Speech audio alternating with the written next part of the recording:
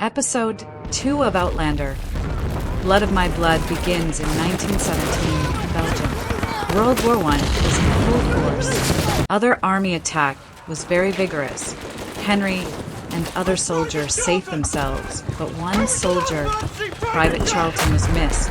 Henry wants to save his man, and he requested his captain to allow him to bring him back because Henry promised him not to left anyone behind. But his captain refuses.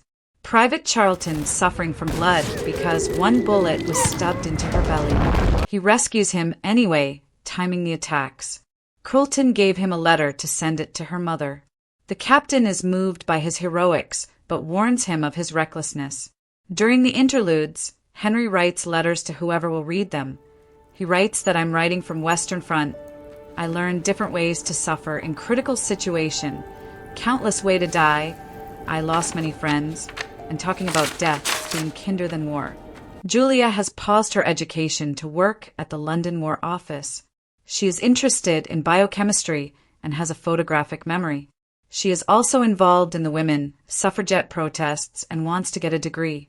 Her latest task is censoring the soldiers' letters. She is intrigued by Henry's letter, which is addressed to the London Times.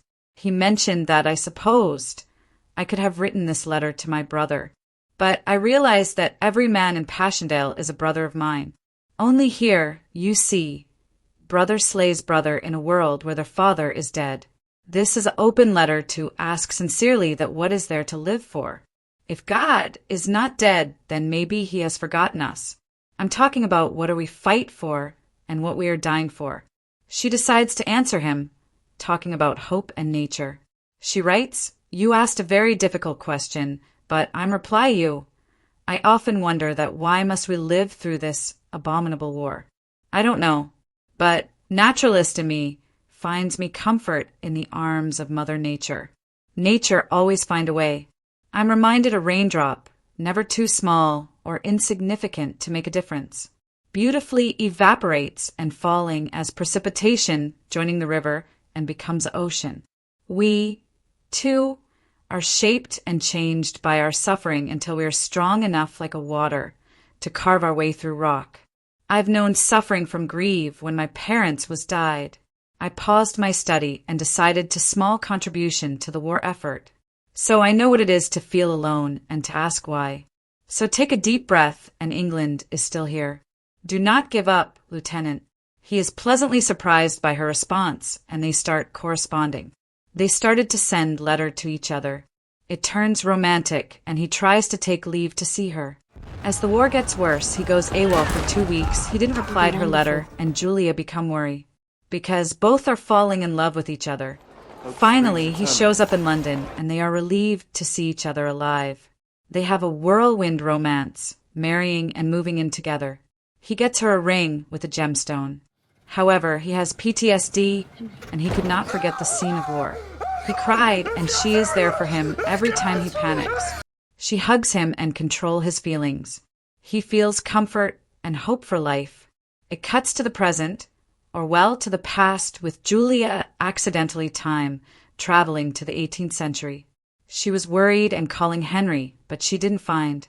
She engraves SWAK on a stone in case Henry arrives, and then goes looking for help.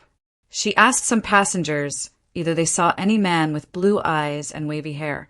They said, "No, we have accident with motor car and we were separated." Unfortunately, she is kidnapped by the Connors. Henry accidentally time travels as well and finds Julia's note. He makes his way to Inverness and ends up in an inn. When Julia waked up, she finds herself in Castle Leather. Connors sell her to Lovat to pay off their debt. She begs and pleads her case, but Lovat refuses to let her go and made her maidservant, while Brian tries to help her. Henry was wondering to find his wife Julia. He went to a place and asked them either they saw a Lady Julia. She is lost. They said no, then. Malcolm pays for his ale. He sees notices dated 1714 and is confused. He accidentally stops Malcolm from making a bad deal with the Campbells. Annoyed, the Campbells almost kill him, but Malcolm saves him. Malcolm said, "Tell me, what did you said, and what does it mean?" Henry told him in detail, then Malcolm requests to him to tell these words to my father. They took him with themselves. Meanwhile, Julia tries to appeal to Mistress Porter and is shocked to learn she is in 1714. She said, "How is it possible? I have a husband and daughter, Claire. I need to get back to them." Porter takes pity on her confusion and warns her of Lovat's wandering hands. Henry isn't faring any better as he is taken to the Grant house to explain what he meant, and we learn that Henry is a lawyer. Henry told them that legal paperwork is very necessary if you want to buy properties from Campbell's. Isaac Grant said, "Anything other do you want to tell us?" Henry said, "It's an observation that your advisor is misrepresenting you for coins." Isaac Grant, the laird, is surprised as Henry reveals that his advisor has been bribed by the Campbells. A young archbug proves Henry right, and Grant makes him his new advisor and gives him access to his assets to look for Julia. The tides haven't turned for Julia yet as she gets to work on the Leathers' castle. One day, she steals a map to Inverness. Lovat finds her in his study and tries to force himself on her. She makes an excuse and runs off. She makes her escape, but Brian spots her. She begs him that "I don't belong from here. I have to go to find my husband. Please let me go." He is sympathetic, but tries to stop her and warn her of the repercussions. She runs anyway and is caught by the brute. Lovat tries to punish her, and Brian takes the blame. He gets 20 lashes for it, and Julia is shocked. Mr. Bug showed Henry the head of previous advisor. It has been a month since the Beecham's time travel and the Mackenzie gathering. Ned approaches Henry with the offer of betrothal between Ellen and Malcolm. Henry isn't interested as Isaac has asked for Dougal's head, not his sister's hand. Ned offers to look for Julia, and Henry gives in. At the end of Outlander, Blood of My Blood Episode 2, Julia writes a letter to Henry.